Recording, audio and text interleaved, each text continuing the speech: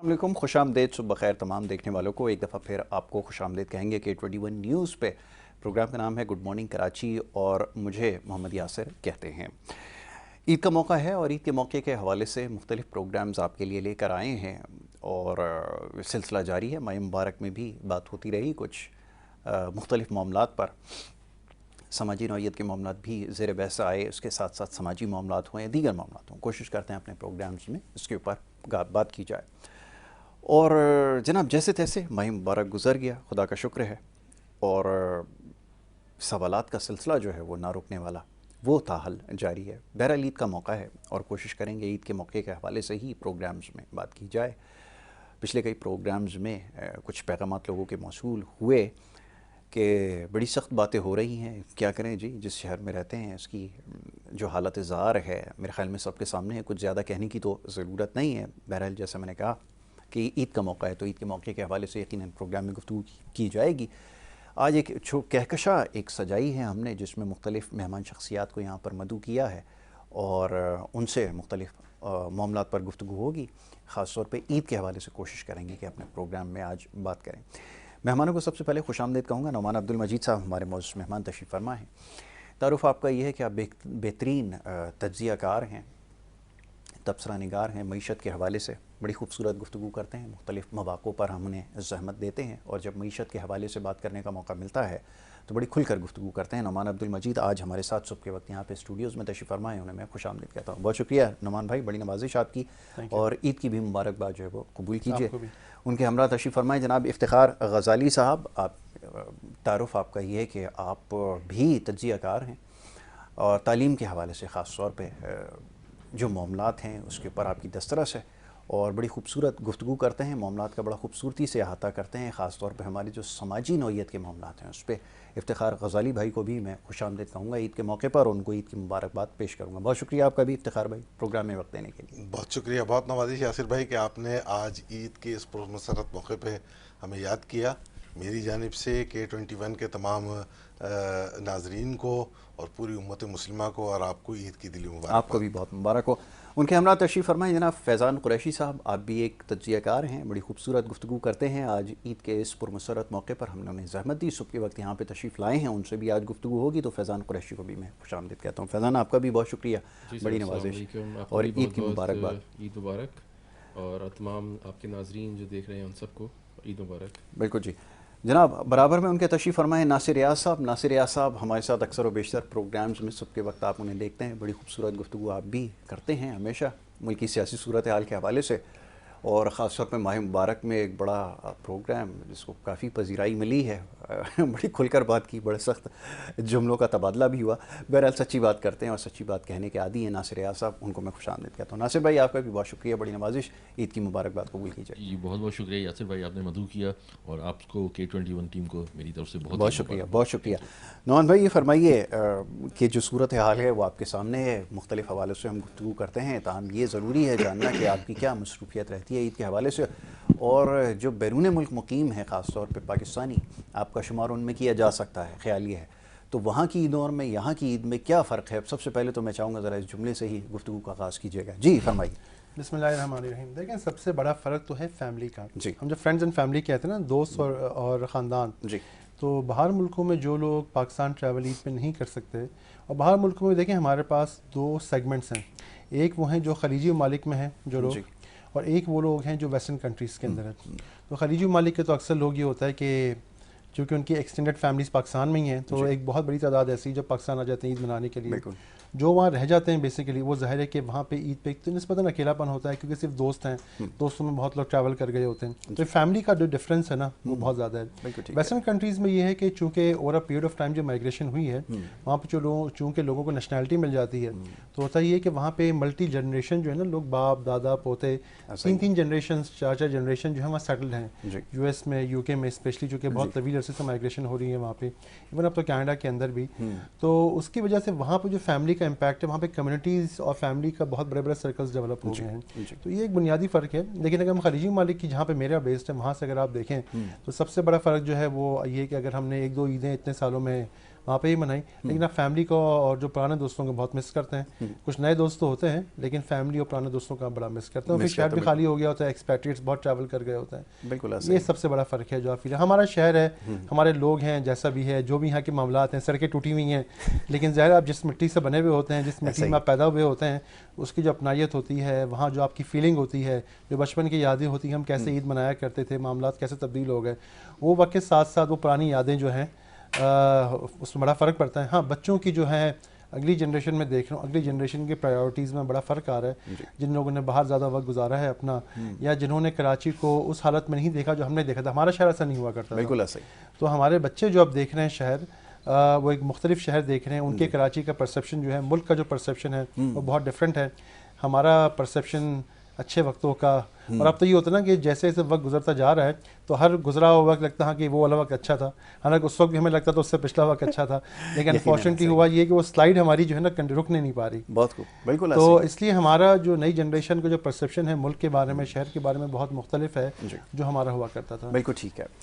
इफ्तिखार गज़ाली भाई, शहर कराची का ज़रा मैं चाहूँगा इसका अहाता किया जाए कि जो गहमा गहमी और रौनकें माह मुबारक में नज़र आती हैं, गो के काफ़ी हद तक मान पड़ चुकी हैं, तमाम उसके बावजूद जो रौनक यहाँ पर देखी, सोचने पे मजबूर होते हैं। और भी दुनिया में बहुत सारी जगहों पर रहने का इत्तेफाक हुआ, वहाँ पे माह मुबारक भी हमने गुजारा, तमाम जो यहाँ पे गहमा गहमी और रौनक है उसका कोई मवाजना या मुकाबला नहीं किया जा सकता। ऐसा मेरा ख्याल है, हो सकता है मैं इसमें गलत हूँ। आपकी इसके ऊपर क्या राय है, ज़रा फरमाइए तो सही। यासिर भाई देखिए, ये जो हमारे त्यौहार है ना, इसका बड़ा ताल्लुक जो है वो आपके कल्चर से, आपकी सकाफत से है। यकीनन, ठीक है ना। अब आप अगर बैरून मुल्क मुकीम हैं तो जिस मुल्क में आप रहते हैं वहाँ की जो कल्चर है, वहाँ की जो सकाफत है, वहाँ के लोगों का जो रहन सहन है, वहाँ का ये लोगों का खाने पीने का जो अंदाज है, ज़ाहिर है कि आप उसे फॉलो करेंगे। लेकिन एक तवील ज़िंदगी का अरसा, एक पीरियड जब आपने अपने मुल्क में गुजारा होता है तो वो जो यादें और वो तमाम की तमाम सूरत हाल जो है वो जब इस त्योहारों के मौके पर आपके जहन में ताज़ा होती है तो फिर अपने मुल्क की याद जो है वो ज़्यादा आती है। और आदमी जो है वो फिर ये सोचने पर मजबूर हो जाता है कि काश मैं ईद के इस त्यौहार के मौके पर अपनों के साथ, अपने दोस्तों के साथ, अपने फैमिली मेम्बर्स के साथ जो है वो सेलिब्रेट कर रहा होता। अच्छा, जहाँ तक कि इस चीज़ का ताल्लुक़ है यासिर भाई गहमा गहमी का, तो इसमें कोई शक नहीं है कि ज़ाहिर है रमज़ान शरीफ का महीना आते ही जो है वो पूरी दुनिया के मुसलमानों में जो है वो एक इस्लामी जज्बा पैदा हो जाता है और एक गहमा गहमी की कैफियत भी होती है।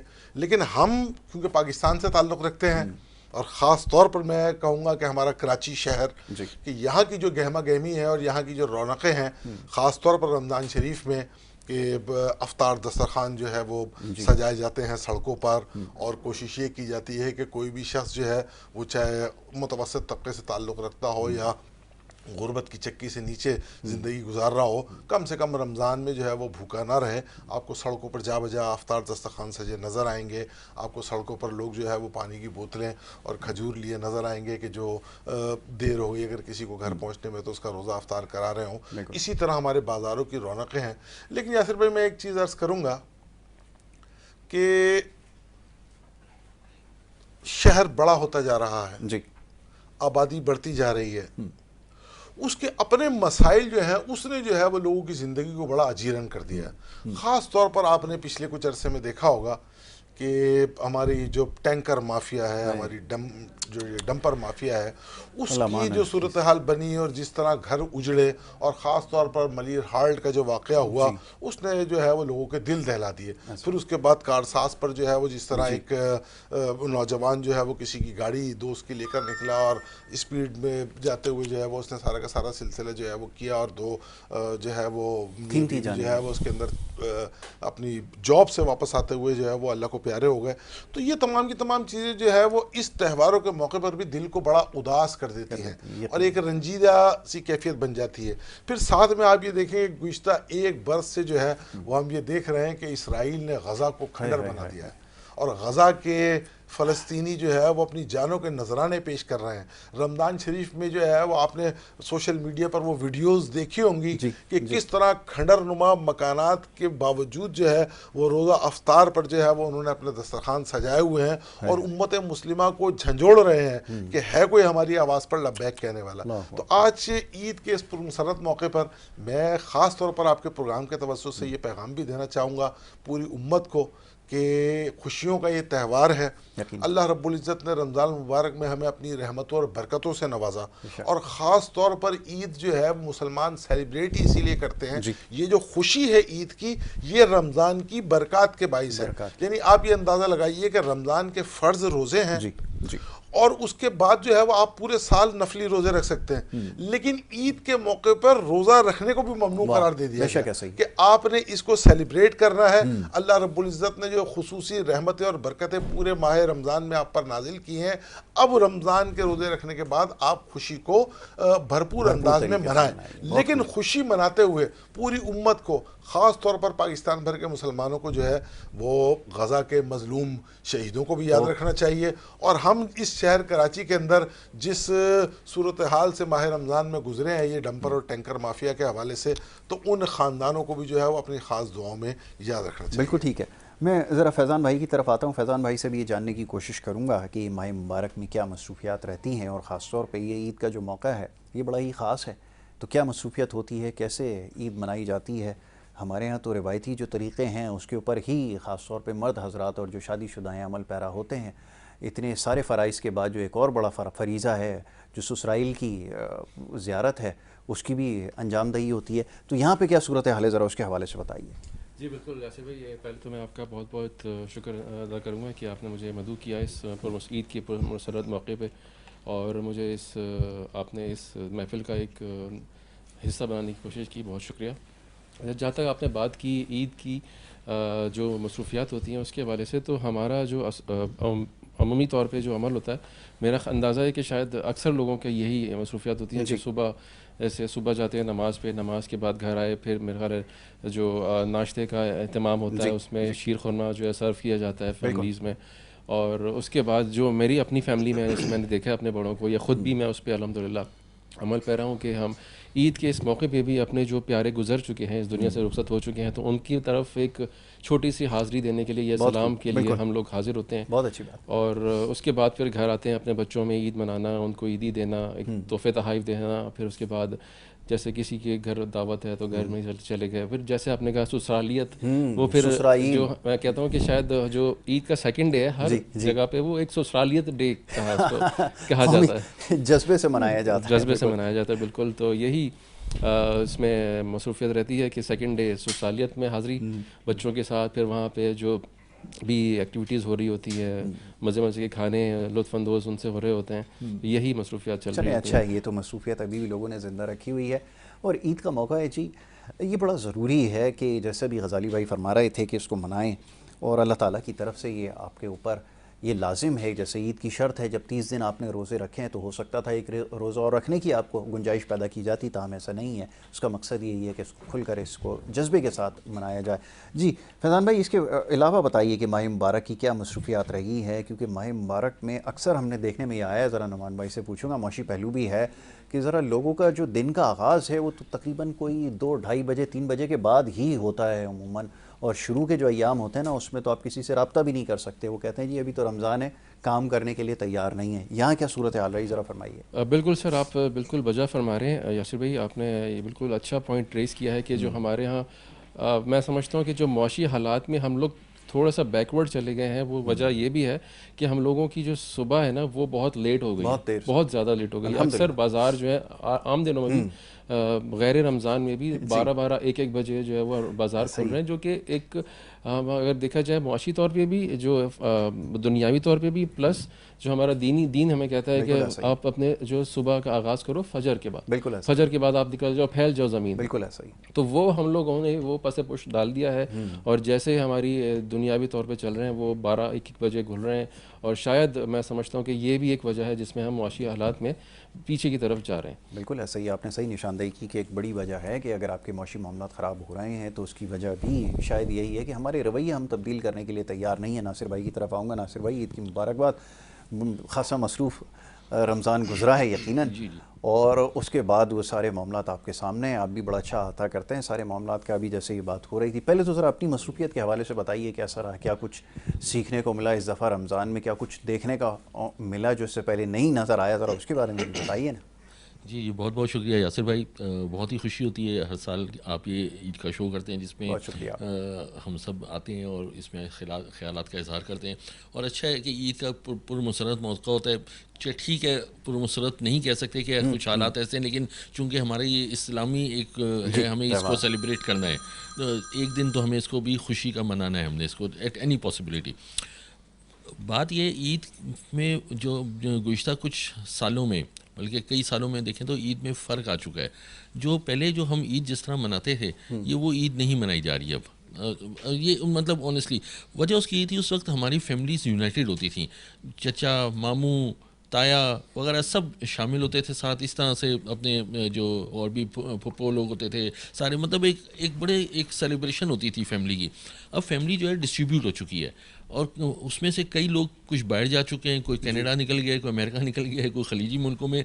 अब ये इक्का दुक्का लोग मिलके और अपने आप को जो कुछ दोस्तों को यूनाइट करके ईद मनाते हैं। तो ईद का वो चीज़ नहीं रह गई जो जिस तरह एक होती थी। अच्छा, फिर मुझे याद है दादा के साथ हम मस्जिद की तरफ जाते थे, जो मतलब एक बड़ा एक माहौल बनता था उसमें, जाते थे ईदगाह की तरफ जाते थे। अब तो बस गाड़ी में गए, फटाफट जाके नमाज़ पढ़ी हमने वहाँ पर, और फिर फटाफट बस वापस आने की। अब वो चीज़ नहीं रही है। तो कहने का मतलब है कि थोड़ा सा फ़र्क आ गया है, लेकिन बहरहाल कोशिश करते हैं कि अच्छी सेलिब्रेशन हो, चूँकि ये है और हो रही है। मतलब माहौल में फ़र्क आ चुका है, लेकिन बहरहाल खुशी तो होती है। खैर, ईद का मौका है। अब बात यह है कि कुछ जो मामलात हैं जो आसपास के जो इस्लामी मुल्कों के, जिस तरह आपने जिक्र किया गज़ा के मामलात हैं, और भी जो, तो उसकी वजह से दिल तो उदास है। बिलखुसूस कराची के मामलात, इसमें दिल उदास है। इस तरह सेलिब्रेशन का दिल भी नहीं करता। और ऑनेस्टली स्पीकिंग, मैं अभी तक ईद बाज़ार में नहीं निकला, ठीक है ना, मेरी फैमिली निकली। हम लोग बस किसी तरह से, ठीक है होगा, हम लोग जो एक नए कपड़े को लेना होता है वो लेके हम, वो जो होता था हर रोज़ जाना, हफ्ते 2 हफ्ते ईद बाज़ारों में जाना, वो चीज़ ख़त्म हो चुकी है। फिर डर खौफ भी है, कुछ थ्रेट्स भी हैं कि जी धमाका होने के जो मतलब एक चांस ज़्यादा हो जाता है कि इस तरह। तो ये वो चीज़ें नहीं है। आप देखें, सुनसान थे बाज़ार, अभी भी सुनसान थे, इतनी गहमा गहमी नहीं थी इसमें।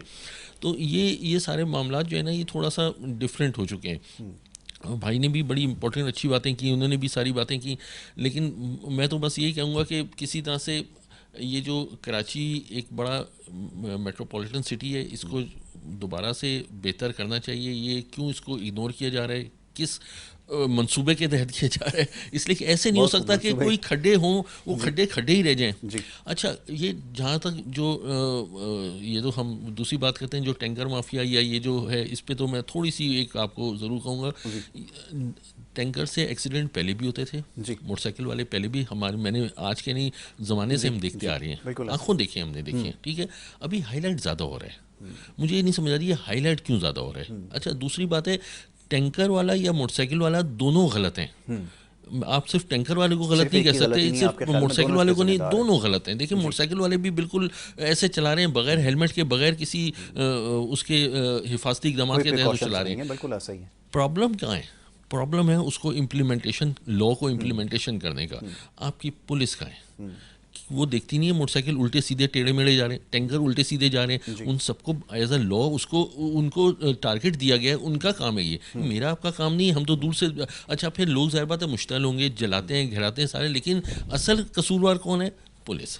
अगर वो नहीं इंप्लीमेंट कर सकते, इस्तीफा लिखे नहीं, घर चले जाए, दूसरी पुलिस बुला लेते हैं। हम सऊदी अरब से बुला लेते हैं, हम यूएई से बुला लेते हैं। आपको नहीं आता करना, मैं खुल के बात करता हूँ। ये कोई तरीका तो नहीं है कि उल्टे सीधे मोटरसाइकिल वाले चले जा रहे हैं, आप उनको रोक दें, फिर जाहिर बात है वो मरेंगे। जब मरते हैं, गाड़ियों के नीचे आके एक्सीडेंट होते हैं, तो फिर आप कहते हैं जी गाड़ी वाला जी अमीर बाप का बेटा है, या वो गरीब बाप का बेटा है, या वो फलाना है ढिमकाना है, या टैंकर वाला जो है वो आज का नहीं, टैंकर वाला हमेशा से एक खास तबका ही चला रहा है। टैंकर, आप और मैं टैंकर नहीं चला सकते हैं।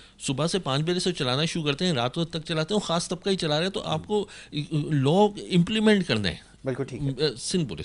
बिल्कुल। आप समझते हैं कि अगर कानून अपनी जिम्मेदारी पूरी करेगा तो यकीनन मामला जो बेहतर हो सकते हैं। नमान भाई फरमाइए, ये तो एक बड़ा आम समाजी मसला बन चुका है, उसके साथ साथ एक और मसला इस दफ़ा बना हुआ था, वो ये कि ये जो फेसबुक और उसके लिए जो तस्वीर बनवाई जा रही थी जगह जगह, आपको पता है एक तो हमारे यहाँ बाकायदा मेला लगता है जहाँ पर गवर्नर साहब भी हाज़िरी दे रहे हैं, सब दे रहे हैं, टिकटॉकर्स मशहूर मारूफ और न जाने कौन कौन लोग जो जा रहे हैं। ये कल्चर कैसे इंट्रोड्यूस करा दिया हमने, और हमारा तो कुछ और तहजीब रिवायात कुछ और हुआ करती थी, लेकिन यहाँ तो अब बाकायदा फ़ोटो सेशन हो रहे हैं, बाकायदा मेले लगाए जा रहे हैं, कहीं पे किसी जानवर का गोश्त खिलाया जा रहा है तो कुछ ये हो रहा है। ये कल्चर, इसको किस तरह देखते हैं आप, ज़रा फरमाइए। देखिए, मैं इसको ऐसे देखता हूँ कि इसको थोड़ा सा बैकग्राउंड में आपने समझना होगा। हमारे जो NGOs है ना हमारे मुल्क में, वो चूँकि हमारे यहाँ रियासत की जो जिम्मेदारियाँ हैं, एजुकेशन, हेल्थ, ये सब चीज़ें मामलात जो हैं, तो ठीक है, उसके क्या स्टेटस है हम सबको ही पता है। दुनिया के सबसे हम लोग पसमानदा ममालिक में से हैं ह्यूमन डेवलपमेंट इंडिकेटर के हवाले से। तो NGOs का रोल जो है हमारे मुल्क में बहुत ज़्यादा अहम है। अब NGOs में एक चंदा लेने की जंग है और एक मार्केटिंग की जंग है। अब वो मार्केटिंग करने के लिए हर हरबा इस्तेमाल करने को तैयार है, क्योंकि चंदे की जंग है ना। और एक अनफॉर्चुनेटली आपने जो इससे रिलेटेड एक बात करूँगा। देखिए, आपने क्या वजह है कि इतनी ज़कात और खैरात निकलने के बावजूद भी हमारे मुल्क में गुर्बत में कमी नहीं आती? बिल्कुल ऐसा ही है। मैं आपको अगर नंबर्स बताऊंगा आप हैरान रह जाएंगे।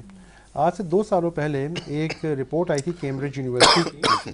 कैम्ब्रिज यूनिवर्सिटी के सेंटर ऑफ स्ट्रेटेजिक फिलैंथ्रोपी एक है उनका, उसकी एक रिपोर्ट आई थी जिसमें उन्होंने बताया कि सिर्फ जो खलीजी ममालिक हैं, खलीजी ममालिक में साल की $200 अरब की ज़कात निकलती है।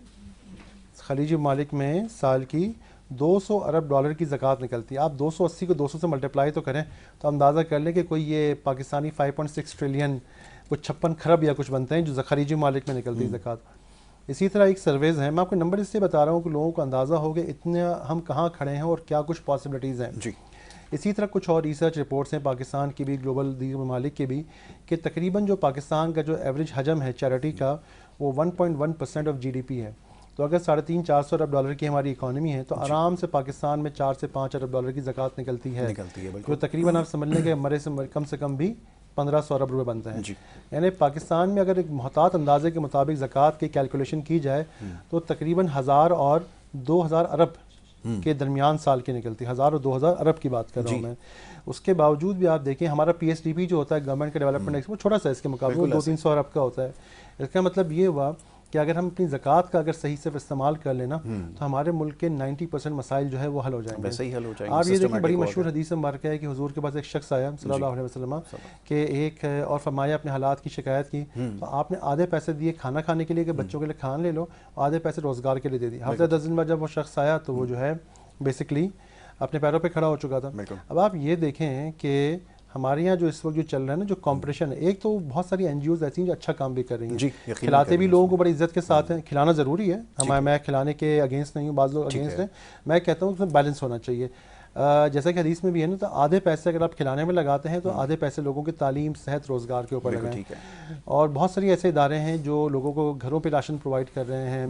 हमारा एक छोटा सा इदारा है, हम थोड़ा काम करते हैं, चंद सौ फैमिलीज़ को देते हैं।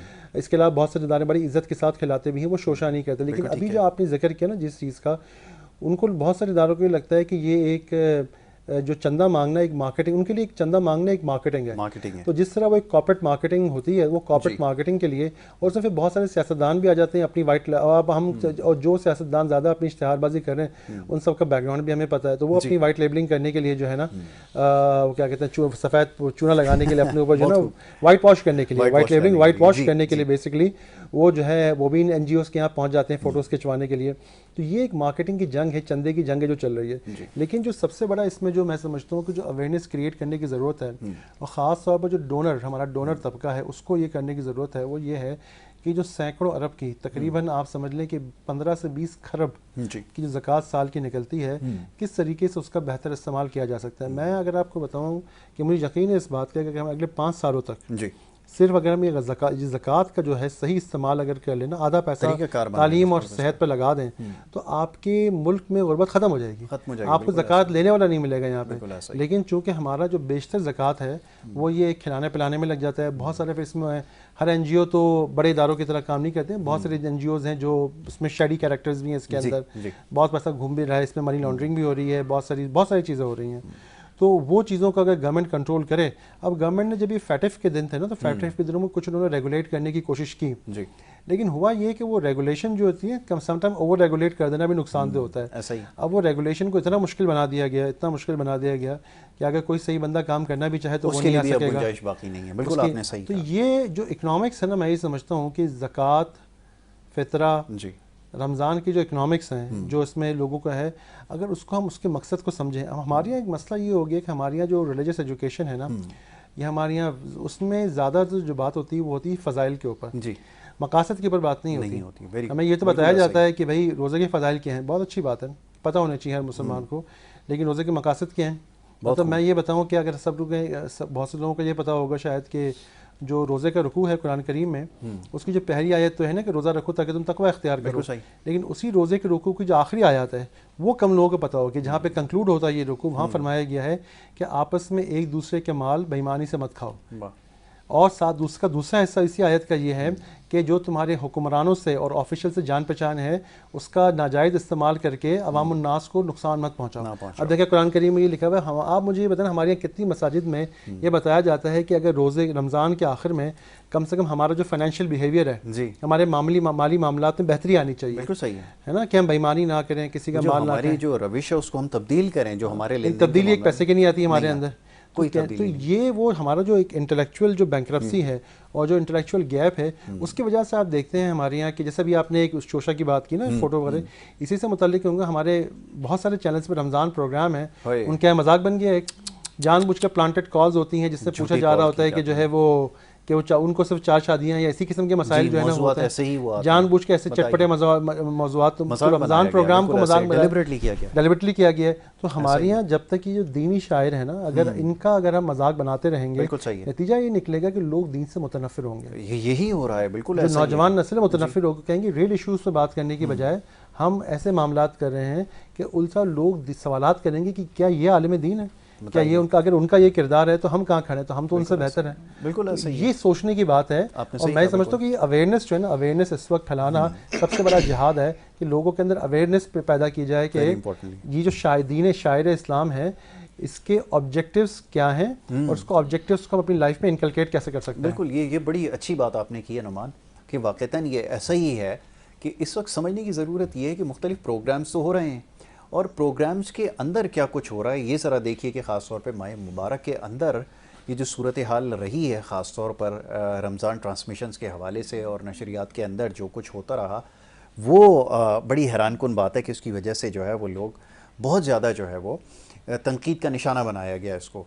और ये बात भी बिल्कुल दुरुस्त है कि लोग जो है वो दीन इस्लाम से फिर मुतनफ़र होते चले जाएंगे अगर इस तरह के लोग बैठेंगे टेलीविज़न के ऊपर और कोई ये बता रहा है कि मीटर के ऊपर कुछ कर दें तो आप जनाब आला आपका बिल का माना शुरू हो जाएगा। तो ये सारी सूरत हाल का हमें सामने रहा है। जी गज़ाली भाई, मैं आपकी तरफ आता हूँ ज़रा एक चीज़ और इसके हवाले से कि वाक़तन ये मसला तो है जिसका हमें सामने रहा, और ख़ास तौर पे ये जो दीनी मामलात हैं, अभी नमान भाई ने कहा कि हमें पहले ये समझाने की ज़रूरत है कि ये जो कुछ आप इख्तियार करोगे रोज़ा, इससे हासिल आपको क्या होगा। नतीजा ये निकलता है कि माह मुबारक के मुकम्मल होते ही मसाजिद भी वीरान है, लेन देन के मामलात के अंदर थोड़ी बहुत जो बेहतरी नज़र आ रही थी उससे भी हम गए। क्यों है आखिर ऐसा? यासिर भाई देखिए, जो बात आपने आज ईद के इस प्रोग्राम में उठाई है, तो मैं एक तो आपको मुबारकबाद पेश करूंगा कि नॉर्मली हमने देखा है कि रमज़ान मुबारक के प्रोग्रामात बड़े संजीदा नौयत के मुख्तलिफ चैनल्स पर किए जाते हैं और बहुत जो है वो नात ख्वानी और जो है वो ज़िक्र रब्बुल आलमीन और ज़िक्र रहमतुल आलमीन से जो है वो क़ल्ब व जिगर को गरमाया जाता है। और उसके बाद जो ईद का दिन है, उस ईद के दिन को एक हंसी मजाक और तमस्खुर के तौर पर जो है वो लोगों के सामने लाया जाता है। अच्छा, अब यहाँ एक चीज़ जो है वो बड़ी समझने की है कि आप जैसे संजीदा लोग जो है वो इस ईद के खुशी के मौके पर भी जो है वो संजीदा नौयत की गुफ्तगू कर रहे हैं अपने प्रोग्राम में, हालांकि आपका मॉर्निंग शो है, और संजीदा मौज़ूआत को जो है वो आवाम के सामने लाने की कोशिश कर रहे हैं। देखिए, बड़ा सिंपल फार्मूला है। बीइंग ए मुस्लिम जो है वो हम अल्लाह और उसके रसूल के अहकामात को फॉलो करते हैं, ठीक है। अल्लाह ताला ने कुरान मजीद में इरशाद फरमाया कि वमा खलक़तल जिन्न वल इंसा इल्ला लियअबुदून, कि मैंने जिन और इंसान को, जिसका मफहूम ये बनता है कि मैंने जिन और इंसान को अपनी इबादत के लिए तख्लीक की। ठीक है, या रब्बुल आलमीन हम तेरी इबादत कैसे करें, अतीउल्लाह व अतीउर रसूल, अगला फार्मूला हमें बता दिया गया कि तुम्हें मेरी इबादत करनी है, सिंपल चीज़ है कि अल्लाह और उसके रसूल की इताअत करो, यानी हमें अल्लाह और उसके रसूल की इताअत करनी है। अब वो इताअत हमने कैसे करनी है, नमाज, रोज़ा, ज़कात, हज हमने किस तरह अदा करना है, किस तरीके से हमने जो है वो इन तमाम की तमाम फ़राइज़ को जो है वो अदा करने की कोशिश करनी है, तो वो अल्लाह ताला ने हमें कुरान मजीद में और हुजूर सल्लल्लाहु अलैहि वसल्लम ने अपनी अहादीस मुबारका की रोशनी में और अपने अमल के ज़रिए हमारे सामने रखा है। ठीक है, कुरान मजीद में अल्लाह ताला फरमाता है ईताई ज़िल क़ुरबा, पूरा फार्मूला है, ईताई ज़िल क़ुरबा वल यतामा वल मसाकीन। 3 कैटेगरीज जो है वो अल्लाह ताला ने इमदाद करने वालों की हमारे सामने रख दी कि सबसे पहले हमने जो है वो अपने ज़िल क़ुरबा, जो हमारे अजीज़ और क़ारिब हैं, हमारे जो रिश्तेदार हैं, उन पर तवज्जो देनी है। मैं अपनी ज़कात निकालता हूँ, मेरा भाई ज़कात का मुस्तहिक़ है, मेरी बहन बेवा है वो ज़कात की मुस्तहिक़ है, या मेरे कोई अजीज़ रिश्तेदार है वो ज़कात के मुस्तहिक़ हैं, लेकिन मैं उन्हें किसी सूरत ज़कात देने पर तैयार नहीं हूँ। उनके साथ मेरी नाचाकियाँ हैं या मुख्तलिफ किस्म के मसाइल हैं या कुछ चीज़ें हैं, लेकिन मैं उनकी जो है वो मदद करने के लिए तैयार नहीं हूँ। हालांकि अल्लाह ताला तो फार्मूला बता रहा है कि ईताई ज़िल क़ुरबा के सबसे पहले अपने अक़रबा को जो है वो देखो, उसके बाद वल यतामा, उसके बाद यतीमों की बारी आती है, फिर मसाकीन की बारी आती है। हमने इस फार्मूले को उलट लिया, वल मसाकीन वल यतामा व ज़िल क़ुरबा, कि हम सबसे पहले ऑर्डर चेंज कर दिया। अच्छा, अब ऑर्डर चेंज करने का नतीजा क्या निकला कि माशरे से गुर्बत ख़त्म नहीं हो रही, मांगने का जो एक हुजूर सल्लल्लाहु की हदीस मुबारका है कि ऊपर वाला हाथ नीचे वाले हाथ से ज़्यादा बेहतर है। ठीक है ना, तो हमने जो है वो नीचे वाले हाथ को ऊपर वाला हाथ बना दिया।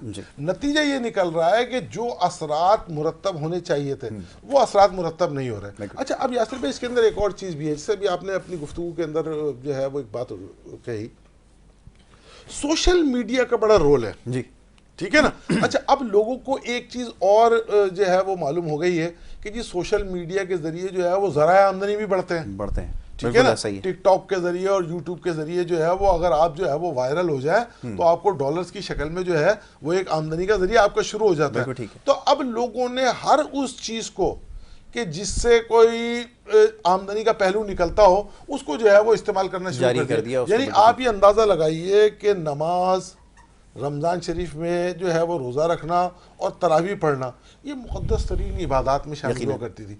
अब लोगों ने इसको एक तफरीह का मौका बना लिया, इसके टिकटॉक बनाकर और मुख्तलिफ छोटे छोटे खाके बनाकर और बाकायदा उसके ऊपर जो सवालात और मसाइल और जो ये सब कुछ हो रहा है, मुख्तलिफ उलमाए कराम और ये जो आलिम दीन हैं, और उसमें बहुत सारे ऐसे भी हैं जिनका उनसे कोई ताल्लुक़ नहीं है, उनके क्लिप्स बना बना के एक दूसरे के ऊपर जो है वो मुख्तलिफ वीडियोस लगाई जा रही हैं। मैं यही आपसे अर्ज कर रहा हूँ ना कि नतीजा ये निकला कि अपने आप को पॉपुलर करने के लिए, वायरल करने के लिए और अपनी खुदनुमाई करने के लिए जो है वो इस तरह की जो है वो सारी की सारी चीज़ें सामने ले आए। रज़ा अली भाई, गुफ्तगू जारी रखते हैं, दीगर मेहमानों से भी गुफ्तगू होती रहेगी। एक ब्रेक के लिए कहा जा रहा है जी, एक छोटी सी ब्रेक है, ब्रेक के बाद गुफ्तगू के सिलसिले को जारी रखेंगे। आप देखते रहिए हमारा प्रोग्राम।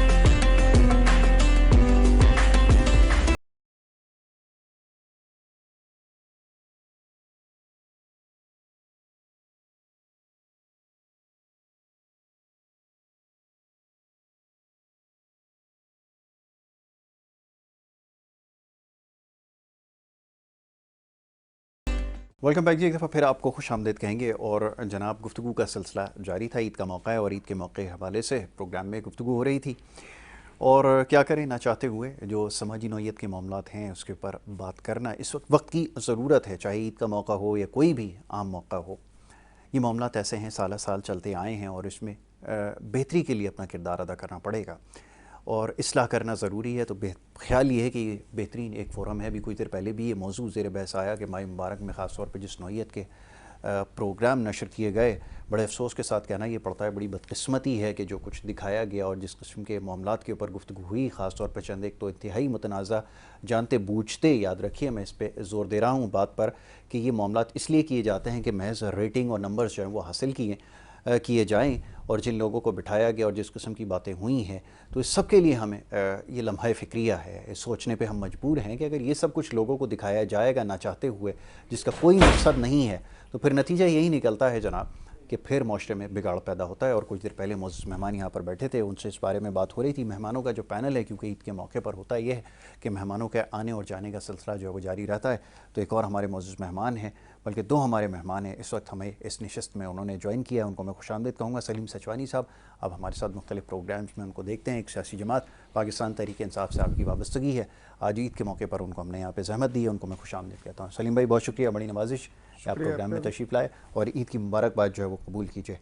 उनके साथ साथ पैनल में थोड़ी सी तब्दीली हुई है, एक और हमारी मेहमान अनिला अंसारी साहिबा यहाँ पर हैं, deputy information secretary Pakistan Peoples Party Sindh, और उसके साथ साथ मेंबर हैं बिलावल हाउस की, उनको मैं खुशामदीद कहता हूँ। अनिला, आपका भी बहुत शुक्रिया प्रोग्राम में वक्त देने के लिए कि आप यहाँ पर तशरीफ़ लाएँ ईद के मौके पर, और ईद की मुबारकबाद भी कबूल कीजिए। सलीम सचवानी साहब, कुछ देर पहले ईद के हवाले से गुफ्तगू हो रही थी और ईद का मौका है, मैं सारे मेहमानों से फ़र्दन ये सवाल करता हूँ ईद के दिन की क्या मसरूफियत रहती है और किस तरह ईद का दिन मनाते हैं। ज़रा रिवायती सा सवाल है लेकिन जानना ज़रूरी है, ज़रा फरमाइएगा। ये सवाल तो आप पिछले साल भी कर चुके हैं हर साल फिर जब आप दोहरा देता हूँ कि भाई जो इब्तिदा होती है वही अल्लाह का नाम लेके बिस्मिल्लाह पढ़ के अपने बिस्तर से उठ के नमाज ईद पढ़ के जो है वो फिर मिलने मिलाने का सिलसिला शुरू हो जाता है। और फैमिलीज़ के जो है, क्योंकि मेरी वालदा मेरे साथ होती थी, तो मेरी वालदा के टाइम से एक रूटीन रहा है कि वो तमाम फैमिलीज़ जो है ना हमारे घर पे ईद मनाती है। तो तमाम फैमिलीज़ जो है वो हमारी इस रिवायत को ज़िंदा रखा हुआ है, ये बड़ी कामयाबी है, वरना तो आजकल सिर्फ फेसबुक के ज़रिए मुलाकातें होती हैं लोगों की। जी, तो अल्लाह की रहमत से जो है ना वो फैमिलीज़ की भी ये मेहरबानी की वो रिस्पेक्ट देती है और सारे आते हैं और मिलजुल के ईद मनाते हैं। बहुत अच्छी बात है, तो बड़ा ज़रूरी है।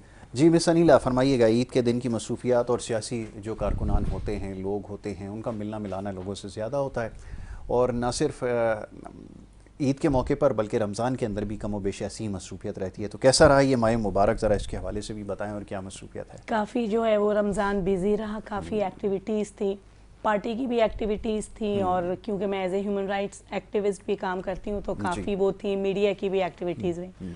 और आज के ईद के दिन तो काफ़ी बिजी डे होता है, और ये फैमिली डे जो है वो ईद डे जो है वो फैमिली डे है, तो फैमिली के साथ जो है वो ज़्यादा टाइम होता है। उसके बाद सेकंड डे, थर्ड डे जो है वो पार्टी के लोगों के साथ और दूसरी जो है ऑर्गेनाइजेशंस के साथ। अब जैसे सेकंड डे हमें ओझा जो है, हम वहाँ पे जाएंगे तो वहाँ जो ट्यूबरक्लोसिस के पेशेंट्स हैं तो उनसे जो है वो ईद मिलने के लिए, और उनको एक ये जेस्चर शो हो कि उनके लिए भी लोग जो है वो आ सकते हैं और उन्हें एक अच्छा ईद के सेकंड डे जो है वो फील हो। बिल्कुल ठीक है, तो ये बड़ा अच्छा है और अच्छी बात यह है कि ऐसी जगहों पर जाना, और ख़ास तौर पे हमारे चंद जो मुखलिस दोस्त हैं वो ओल्ड एज हाउसेस के अंदर जाते हैं और ख़ास तौर पे बच्चों के साथ जाकर जो है वो ईद मनाते हैं, तो ये भी इस सिलसिला जारी रहना चाहिए। ज़रा इसके बारे में भी सोचिए, अगर मौका मिले तो ये जो हमारा रिवायती ईद मनाने का तरीक़ा है, इससे थोड़ा सा हटकर भी अगर ईद मनाएंगे और अगर ऐसे लोगों को अगर तलाश करेंगे जो आपके इर्द गिर्द ही मौजूद हैं, तो यकीनन इससे बड़ा फ़ाका को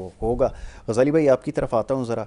जैसे अभी अनिला साहिबा ने बताया, माइक अगर आप करीब कर लें तो ज़्यादा बेहतर होगा। नासिर भाई, आपके पास अगर माइक हो तो ज़रा गज़ाली भाई को दे दें, ज़रा इनसे भी इस बारे में बात हो जाए कि एक बड़ी अच्छी रिवायत है। आजकल मैं देख रहा हूँ मुख्तलिफ़ समाजी तंजीमों के साथ साथ कुछ लोग भी जो है वो आगे बढ़कर जो है वो ये काम कर रहे हैं, कैसे इसको अमल को देखते हैं, फरमाइए। यासिर भाई, ये जिस जानिब आपने इशारा किया है ये एक बड़ी अहमियत का हामिल मौजू है जी। और जिस तरह मोहतरमा ने अभी बताया, मैं थोड़ा सा जिक्र करना चाहूँगा आपकी इजाज़त से। ज़रूर। और आपके इल्म में है कि सहर फाउंडेशन जी के प्लेटफॉर्म से हम जो है वो इस तरह की सरगर्मियाँ 1992 से जो है वो हमने जारी रखी हुई है। अच्छा, अब सिलसिला ये है कि इसमें कोई शक नहीं कि मुख्तलिफ हॉस्पिटल्स में और जो इस तरह के सैनिटोरियम्स हैं, टीबी सैनिटोरियम्स या ऑर्फन हाउसेस हैं, वहाँ जाकर जो है वो मुख्तलिफ NGOs अपने प्रोग्रामात ईद के मौके पर मुनक़िद करती हैं और ईद की खुशियाँ जो है वो इन लोगों के साथ सेलिब्रेट करती हैं। लेकिन हमने सैर फाउंडेशन के प्लेटफॉर्म से थोड़ा सा इसके रुख को चेंज किया है। वो कैसे?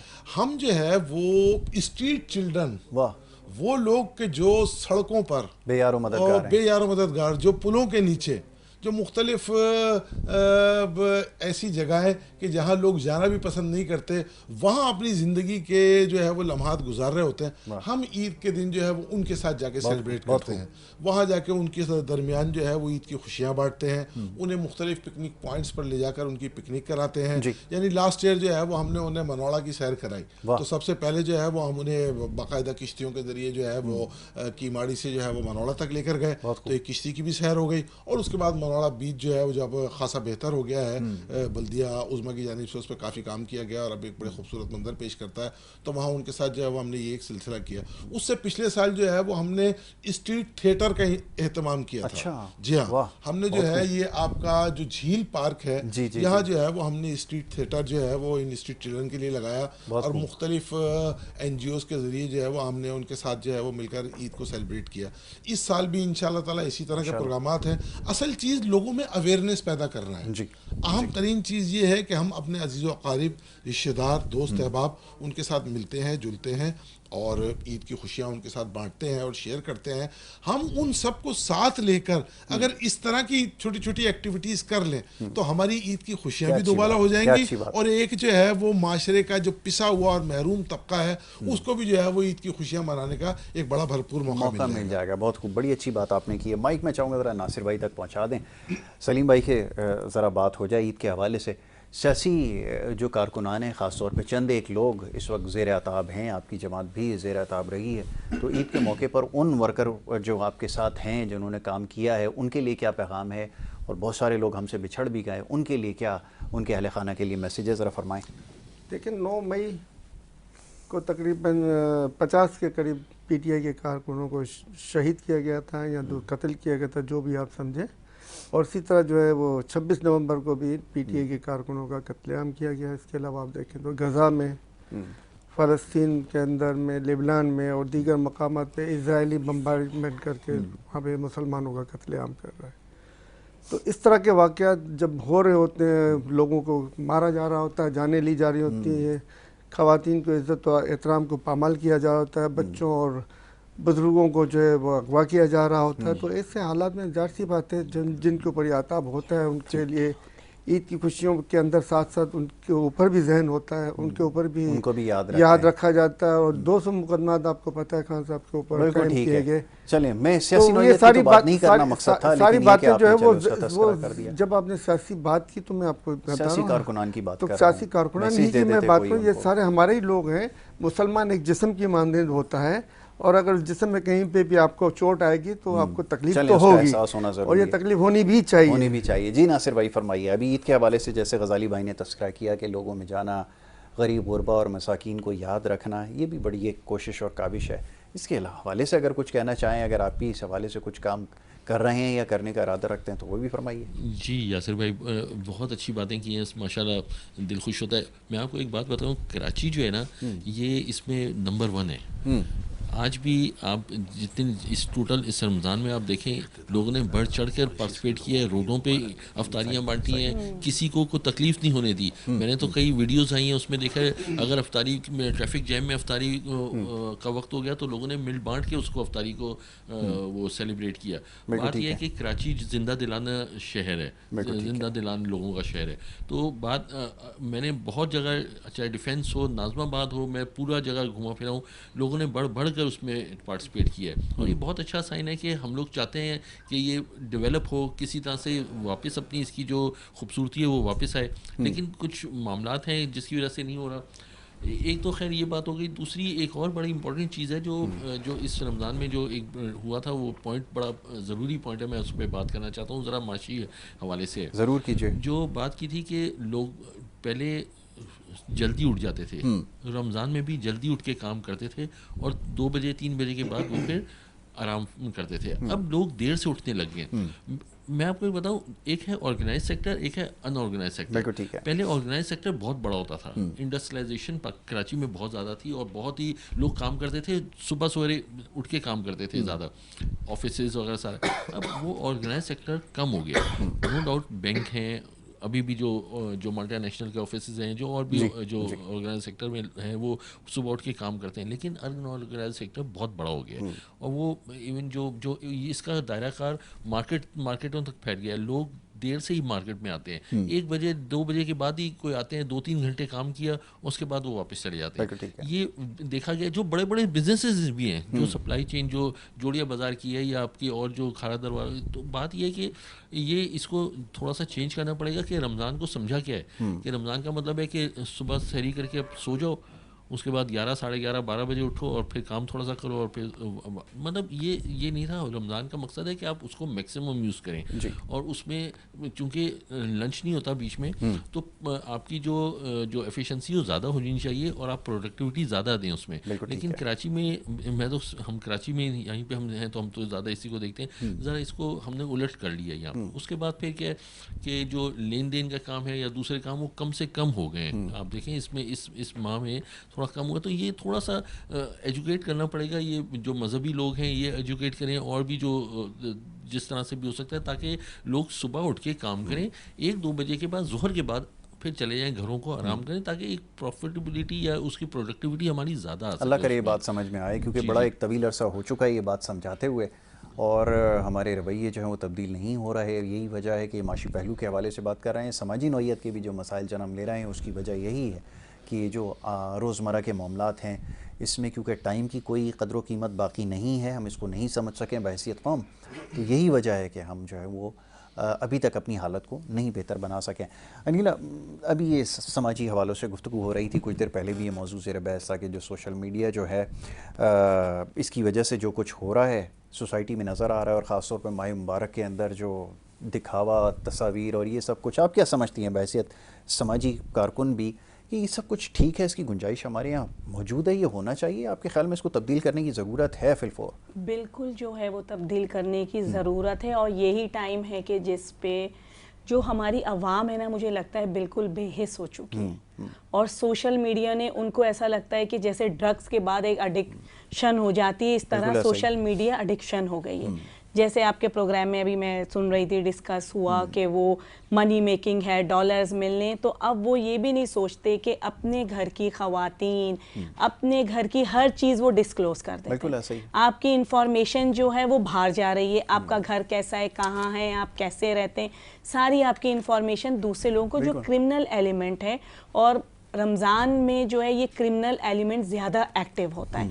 आप देखेंगे स्ट्रीट क्राइम बढ़ जाता है, काफ़ी चीज़ें जो हैं वो हो रही होती हैं रमज़ान में। तो बिल्कुल जो एक माइंड सेट हमारा हो गया है ना कि बस हमें अपना सोचना है, अपना करना है, गवर्नमेंट्स को बुरा भला कहना है। आज मुझे पूरे रमज़ान में आज मार्केट जाने का मौका मिला, तो वो मार्केट पहले उधर काम हो रहा था, अब वो रोड बनी है। आप यासिर साहब लोगों की बेहिसी का आलम देखें कि वो इतनी रोड है, इस साइड पे भी गाड़ियां खड़ी हैं, इस साइड पे भी खड़ी हैं। अब जो जाने का रास्ता है वो इतना सा है ना, वहाँ पे कोई ट्रैफिक का बंदा है जो उसको देखे और उनको जो है वो ऑर्गेनाइज करे। और जो लोग हैं, देखिए, जब तक हम एज ए इंडिविजुअल अपना कंट्रीब्यूशन नहीं करेंगे और रूल्स के मुताबिक नहीं चलेंगे, अब जैसे बताया कि टाइमिंग्स का, वर्किंग आवर्स इतने शॉर्ट हैं, बैंक आवर्स 2 बजे आपका बैंक बंद हो जाता है। अब ये बताएं कि 29 डेज आपका जो है वो बैंक जल्दी बंद हो गया, आपकी ट्रांजैक्शंस नहीं हो रही हैं, आप बिल्कुल हैंडीकैप हैं और स्टक हुए हैं कि लो जी 2 बज गए,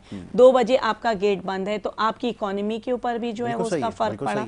और जो वर्किंग आवर्स मेनली है कि 2 बजे मार्केट्स खुल रही हैं, जो कराची एक बिजनेस हब है, यहाँ से सारी चीज़ें रेगुलेट होती हैं, तो वही उधर ही आप 2 बजे आ रहे हैं, तो एक और माशरे में बुराई ने जन्म लिया हुआ है, वो जो गुटखा, मावा एंड सारी चीज़ें, उसने और लोगों को जो है ना वो बिल्कुल स्लो डाउन कर दिया है। उनके एटीट्यूड्स के अंदर फ़र्क है, और फिर जो उनकी वर्किंग कैपेसिटी है वो भी कम हो गई है। देखें, रोज़े में जैसे बताया, हम तो बड़े एनर्जेटिक होते हैं। मैंने 28 डेज़ में मुझे लगता है कि शायद 24 आवर्स भी मैं मुश्किल से सोई होंगी। हम लोग जो है वो कंटिन्यूअस काम कर रहे हैं, बट हमारे यहाँ ये बड़ी अब एक बदनसीबी है कि बेहिसी बहुत तेज़ी से बढ़ गई है, और ये जो एक आ गया है कि जो मीडिया इन्फ्लुएंस हो गया है कि चैनल्स पे जो दिखाया जा रहा है बड़ी रोज़ी पिक्चर दिखाई देती है, पर रियलिटी में ऐसा है नहीं। मार्केट्स में अब वैसा रश नहीं है जैसे होता था। ये ईद वैसी नहीं है। मैं फ़ोटो कॉपिंग की एक शॉप पे गई तो वो जो लड़का कंप्यूटर पे था तो वो बड़ा उसका चेहरा और वो खामोश था, क्योंकि उसको वही 25,000 तनख्वाह मिलनी है। ईद उसके लिए होती है या नहीं होती है, वो उसके लिए बिल्कुल मीनिंगलेस है। तो वो जो है, एक तो आपकी जो ये महंगाई, फिर जो रवैये हमारे बदले हैं वो सबसे ज़्यादा अहम है, और जो हमारे काम करने के हालात हैं वो तो बिल्कुल ही ख़त्म हो चुके हैं, तैयारी नहीं है रोड्स के ऊपर। और फिर जो डंपर्स के वाक़यात हुए हैं, ये बहुत जो है वो गौर तलब और बहुत सेंसिटिव। और रमज़ान के लास्ट अशरे में हो जाना, जब ईद करीब है और फैमिलीज़ निकल रही हैं, तो ये बड़ा एक सेडी सा जो है ना वो आपका एनवायरनमेंट हो जाता है। तो ऑल ओवर मुझे लगता है कि हमारे माशरे को और हमें जो है ना वो चेंज होने की ज़रूरत है। बिल्कुल ठीक है। सलीम भाई, अब आखिर में पैगाम में हमेशा कहता हूँ कि देखने वालों के लिए जो आपको देख रहे हैं इस टेलीविज़न चैनल के ज़रिए, ईद पे क्या उनको खुसूसी पैगाम देंगे, ज़रा फरमाइए। ईद में खुसूसी पैगाम यही दोबारा मैं रिपीट करूँगा कि मुसलमान एक जिस्म की मानिंद है। जहाँ जहाँ जिन जिन मुस्लिम ममालिक में और जिन जिन मुस्लिम इलाकों में जहाँ जहाँ अपने मुल्क के अंदर में जो तकालीफ में हैं लोग, उनको हमेशा याद रखना चाहिए। और इनके दुख दर्द में हम शरीक जहाँ तक हो सकें, जैसे कि भाई ने कहा था, तो हमें होना चाहिए। और जहाँ नहीं हो सकते हैं तो भी उन्हें उनके लिए अल्लाह ताला से दुआएँ करनी चाहिए। और जो जितनी भी तकालीफ इस वक्त बहन ने बयान की है उसमें आप देखें तो यही जो लोग जो आज अनडिसिप्लिन है, अगर वो दुबई में, यूएई में या लंदन में यहाँ जाते हैं, वो सारे डिसिप्लिन हो जाते हैं, क्योंकि कंट्रोल हुकूमतों का होता है। हमारे यहाँ पे हुकूमतों का कंट्रोल लोगों को खुद भी डिसिप्लिन होना नहीं है, जिसकी वजह से जो वो लोग भी अनडिसिप्लिन हो जाते हैं, और जब कंट्रोल नहीं होता तो अनडिसिप्लिनिटी और मज़ीद बढ़ जाती है। ठीक है गज़ाली भाई, आखिरी पैगाम ईद के मौके पर क्या होना चाहिए? आपको यहाँ पे भी लोग देखते हैं, मॉरिशस में भी आपकी बड़ी फॉलोइंग है, उनके लिए भी कोई पैगाम होना चाहिए? यासिर भाई, पूरी उम्मत मुस्लिमा को दिल की गहराइयों से ईद की मुबारकबाद देते हुए मैं पाकिस्तान और बिलखुसूस कराची के अपने चाहने वालों से, आपके प्रोग्राम के नाज़रीन से दरख्वास्त करूँगा कि अपने अजीज़ व अक़ारिब का इस ईद के मौके पर खुसूसी ख्याल रखें, और अपने इर्द गिर्द रहने वाले अपने पड़ोसी, आपके जो अहले मोहल्ला हैं, उनके साथ जो है वो ईद को भरपूर अंदाज में मनाते हुए स्ट्रीट चिल्ड्रन और ख़ास तौर पर गरीब गुरबा का खुसूसी तौर पर ख्याल करें। आपके इस प्रोग्राम के तवज्जुह से यासिर भाई, मैं मॉरिशस में आपका प्रोग्राम को यूट्यूब के ज़रिए बड़ी जो है वो खुशी और मोहब्बत के साथ देखा जाता है। तो मॉरिशस के में बसने वाले तमाम मुसलमानों को, ख़ास तौर पर mister and missus Haider, mister and missus Ismail, mister Salahuddin Fauji, missus Fauji and mister Zainab and Mutasim, आपको मेरी जानिब से K21 के इस प्रोग्राम की जानिब से और यासिर भाई की जानिब से ईद की दिली मुबारकबाद, मेरी जानिब से मुबारकबाद कबूल कीजिए और तमाम दोस्तों को सलाम अर्ज़ कीजिए। Quick message Anila. Quick message ये है, एक तो ईद की मुबारकबाद सबको, और सेकंड पाकिस्तान से बाहर पाकिस्तान का इमेज एज ए पाकिस्तानी ना खराब करें। बहुत खूब, बहुत खूब, इससे अच्छा मैसेज नहीं हो सकता जी। बहुत ही इन्होंने बिल्कुल जो है मेरे मुंह की बात ले ली है। पाकिस्तान हमारा मुल्क है, हमें इसी से हमारी पहचान है, और हम बाहर जाकर 2 नंबर सिटीज़न हो जाते हैं। हम यहाँ फर्स्ट क्लास सिटीज़न हैं, हमें इसकी कदर करनी चाहिए, और ये जो मज़े हैं हमारे इस मुल्क के, इसको सेलिब्रेट करें। चलें जी, इससे खूबसूरत पैगाम जो है वो नहीं हो सकते, सबके लिए है ये, ईद की खुशियाँ हैं, बांटते चले जाएँ। जैसे भी बात हो रही थी, गुफ्तगू में बहुत सारे मामलात ज़ेर बहस आए, फिर इंशाल्लाह मौका मिलेगा तो इन मामलात पर गुफ्तगू करेंगे। यहाँ पर आपसे इजाज़त हमें लेनी होगी। अपना सबका बहुत ख्याल रखिए। मोहम्मद यासिर और हमारी टीम को इजाज़त दीजिए। अल्लाह ने के बाद।